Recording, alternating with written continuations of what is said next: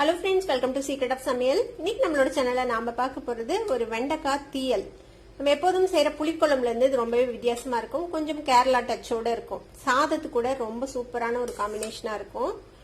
தயிர் சாதம், பருப்பு சாதத்துக்கெல்லாம் தொட்டு சாப்பிட்றக்கும் கூட இது ரொம்ப நல்லா இருக்கும். சரி வாங்க வீடியோக்குள்ள போலாம். டிலே பண்ணாம சூப்பரான வெண்டைக்காய் தீயல் எப்படி செய்யலாம் அப்படின்னு பார்க்கலாம் வாங்க.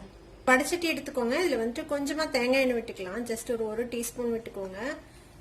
இது வந்துட்டு அந்த கேரளா பார்டர்ஸ்ல நாகர்கோயில் அந்த மாதிரி ஏரியால செய்யக்கூடிய ஒரு ரெசிபி. தேங்காய் எண்ணெயில தான் ட்ரெடிஷ்னலா செய்வாங்க. உங்களுக்கு தேங்காய் எண்ணெய் பிடிக்கலன்னா நீங்க அதுக்கு பதிலாக நல்லெண்ணெய் விட்டுக்கலாம். இப்போ இந்த தேங்காய் எண்ணெயில நான் வந்துட்டு ஒரு 4 டேபிள் ஸ்பூன் தேங்காய் எடுத்து வச்சிருக்கிறேன். 1 டீஸ்பூன் வந்துட்டு மல்லி விதை, கொஞ்சம் வெந்தயம், சும்மா ஒரு 4.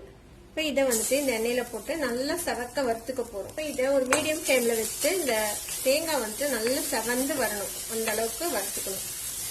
கோல்டன் கலர்ல வறுபட்டுருக்கு. இன்னுமே கொஞ்ச நேரம் வறுக்கணும். இன்னும் கொஞ்சம் செவக்கணும். இந்த தேங்காய் துருவல் கொஞ்ச நேரம் இந்த மாதிரி கைவிடாம வறுத்துக்கோங்க. இப்ப பாருங்க நல்லாவே செவந்து வறுபட்டுருச்சு தேங்காய். அடுப்பு ஆஃப் பண்ணிட்டு 1 டீஸ்பூன் மிளகாய் தூள் சேர்த்துக்கலாம். கூடவே ஒரு 1/4 டீஸ்பூன் மஞ்சள் தூள். இந்த மிளகாய் தூளையும் இந்த தேங்காவோட சேர்த்து ஒரே ஒரு பரட்டிங்க. அடுப்பு ஆஃப் பண்ணிட்டு இந்த சூட்லயே அது வந்துட்டு பச்சை வாசம் போயிடும்.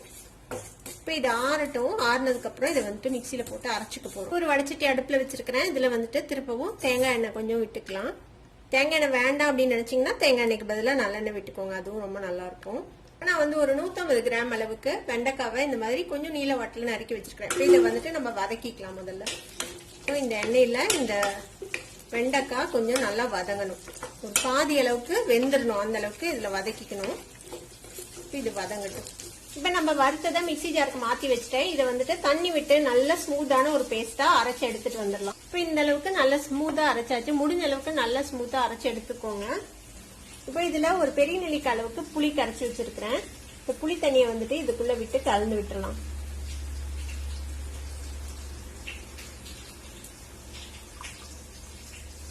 கொஞ்சமா தண்ணி விட்டு இதை கரைச்சி வச்சுக்கலாம். இப்போ வெண்டைக்காய் வந்துட்டு நல்லா வதங்கிடுச்சு பாருங்க. பாதி அளவுக்கு இப்போ வெந்திருக்கும். இதுலயே இந்த வெண்டைக்காவை வெளியில எடுத்துடலாம். இந்த எண்ணெயை விட்டுருங்க. இந்த எண்ணெயவே நம்ம தாளிக்கிறதுக்கு யூஸ் பண்ணிக்கலாம். இப்போ வதக்கின வெண்டைக்காவை தனியாக எடுத்து வச்சிருங்க. இப்போ இதே தேங்காயில கொஞ்சமா கடுகு சேர்த்துக்கலாம்.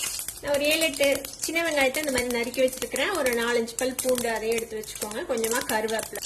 இப்போ கடுகு வெடிச்சதும் இந்த வெங்காயம், பூண்டு, கருவேப்பிலை சேர்த்துக்கலாம். இது வந்துட்டு நல்லா வதங்கி வரணும். செவந்து அது வரைக்கும் இது வந்துட்டு வதக்கி விட்டுக்கோங்க. நான் இன்னைக்கு சின்ன வெங்காயத்தை கொஞ்சம் பெருசா இருந்ததுன்னு சொல்லி நறுக்கி போட்டிருக்கிறேன். நீங்க வந்து குட்டி சின்ன வெங்காயமா முழுசா போட்டீங்கன்னா சாப்பிடறதுக்கு ரொம்ப நல்லா இருக்கும். மொட்டா பாக்குறதுக்கும் அழகா இருக்கும். இப்ப செவந்துருச்சு வெங்காயம் பூண்டெல்லாம். இப்ப நம்ம கலந்து வச்சிருக்கிறோம்ல இந்த அரைச்சதுல புளியெல்லாம் சேர்த்து அதை வந்துட்டு ஊற்றிடலாம். இன்னும் கொஞ்சம் தண்ணி சேர்த்திக்கோங்க. தேவையான அளவுக்கு கல்லுப்பு சேர்த்துக்கலாம்.